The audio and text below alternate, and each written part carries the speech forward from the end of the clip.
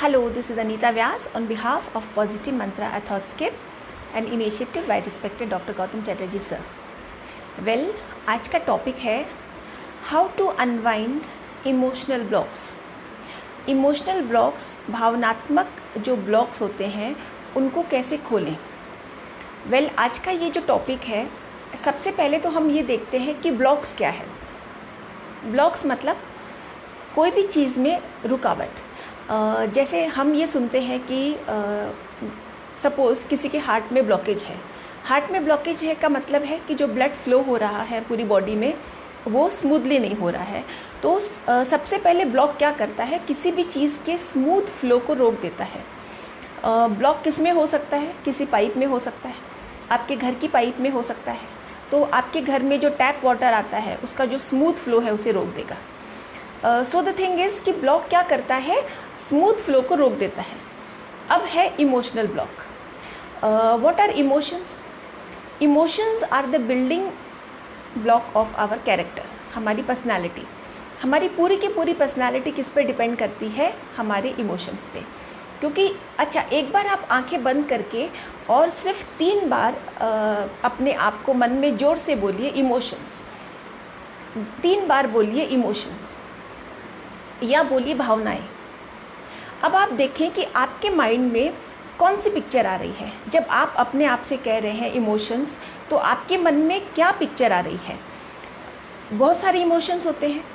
Sad emotions होते हैं, happy emotions होते हैं, या हर्ट फीलिंग वाले इमोशंस होते हैं, एंगर वाले इमोशंस होते हैं, हेट्रेड वाले इमोशंस होते हैं, जेलेसी वाले इमोशंस होते हैं. तो आपके मन में कौन से इमोशंस की फीलिंग आ रही है.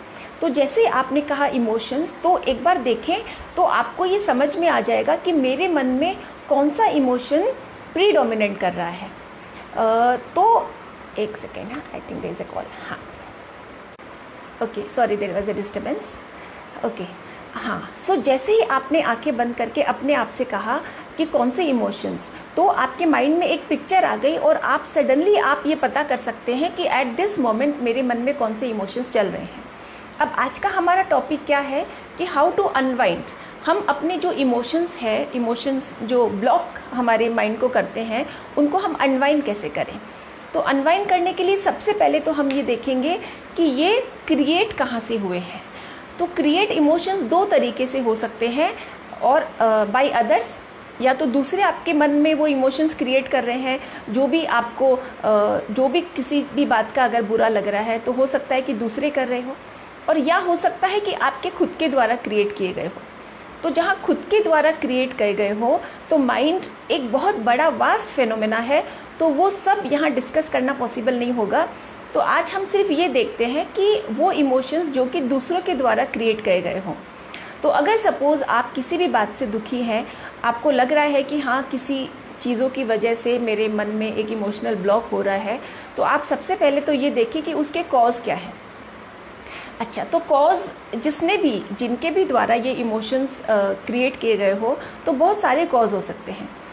तो हो सकता है कि जिसने ये कहा हो उनके बहुत सारे रीजंस हो, कि या हेट्रेड हो, या जेलेसी हो, या प्रोफेशनल कंपटीशन हो, या कई लोगों को एक बहुत बड़ा ये भी एट्रीब्यूट होता है कि कई लोगों को दूसरों को दुखी करने में एक अजीब सा आनंद मिलता है.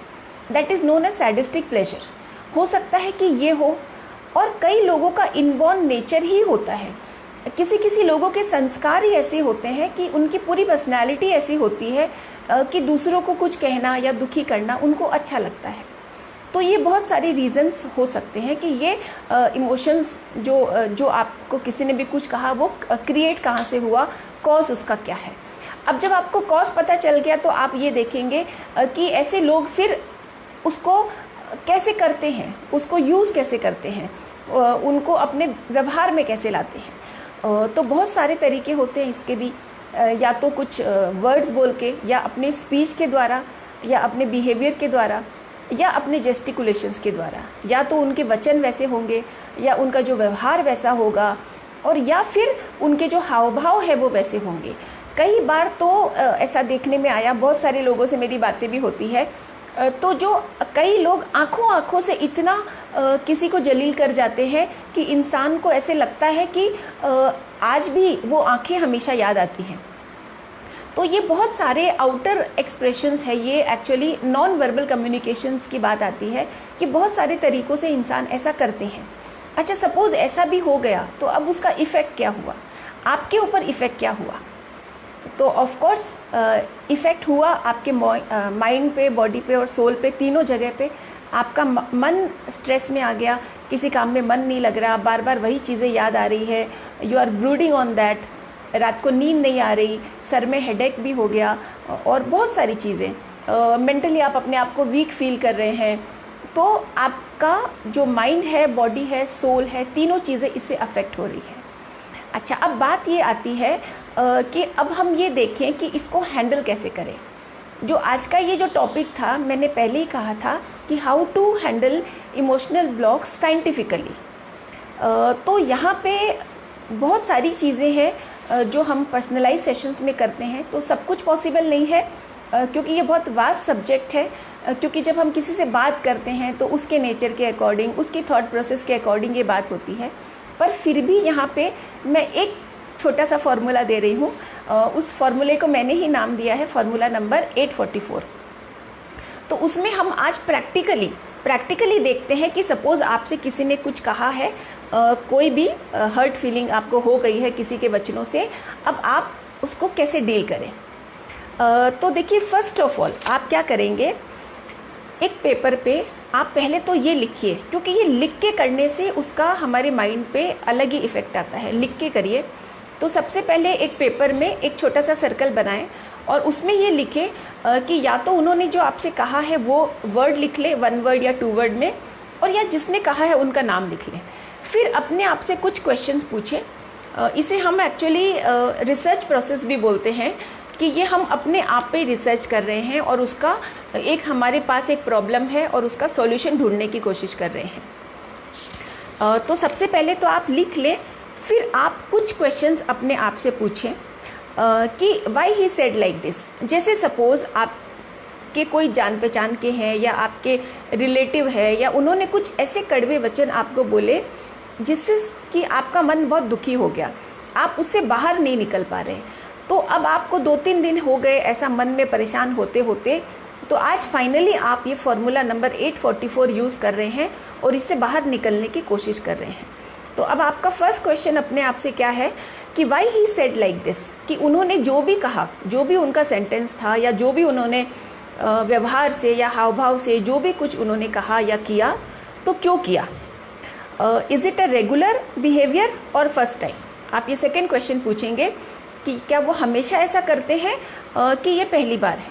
अगर पहली बार है तो आप इग्नोर कर दें। अब देखिए, ऑप्शन सारे आपके पास हैं, यहाँ पे जो डिसीजन लेंगे अल्टीमेटली वो आपका होगा। तो पहली बार है तो हम उसे इग्नोर कर सकते हैं कि ध्यान ना दें कि चलो कोई बात नहीं। लेकिन अगर वो रेगुलर है, तो अगर वो रेगुलर है, अगर थर्ड क्वेश्चन है उसका आंसर है रेगुलर है, तो आप बोलेंगे कि workout on his nature, basic nature.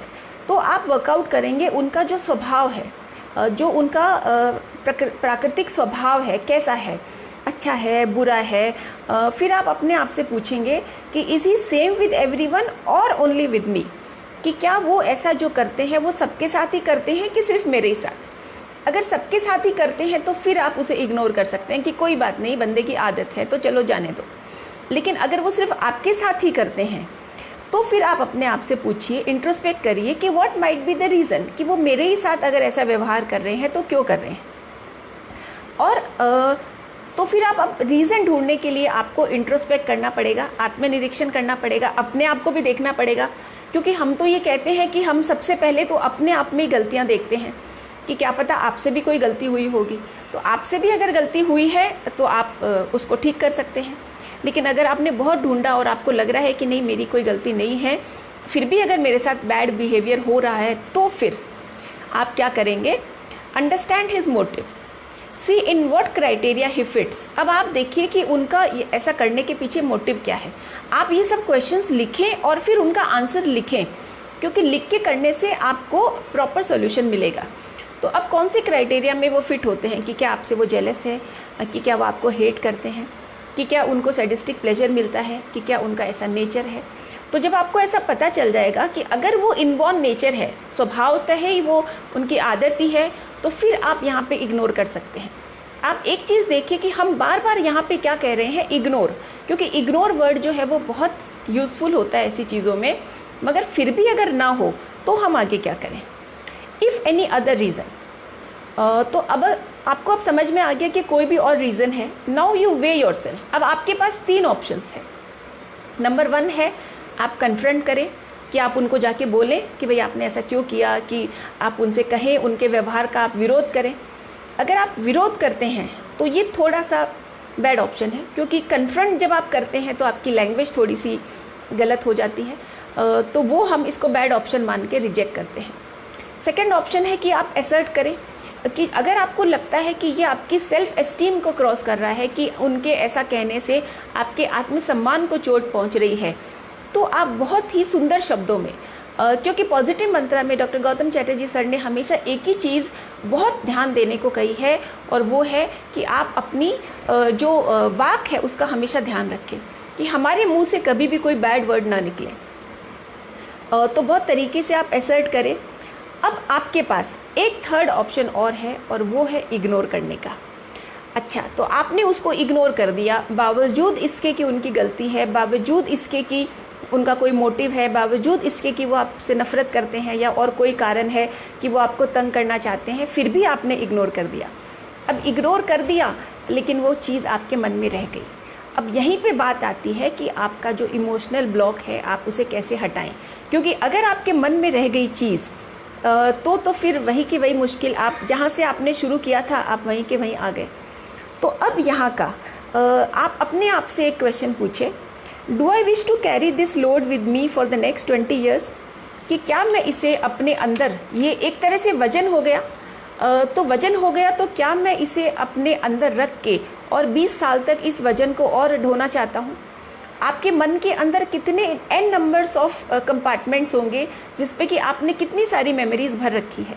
तो एक बार आप अपने आप से पूछ के देखें कि मैंने इतने सालों में मैंने कितनी ऐसी मेमोरीज़ इकट्ठी करके रखी है, और क्या मैं एक और उसमें जोड़ना चाहता हूँ, या फिर और I wish to throw the negative emotions out of my mind, या मैं इन नेगेटिव इमोशंस को अपने मन से बाहर निकाल के फेंकना चाहता हूँ।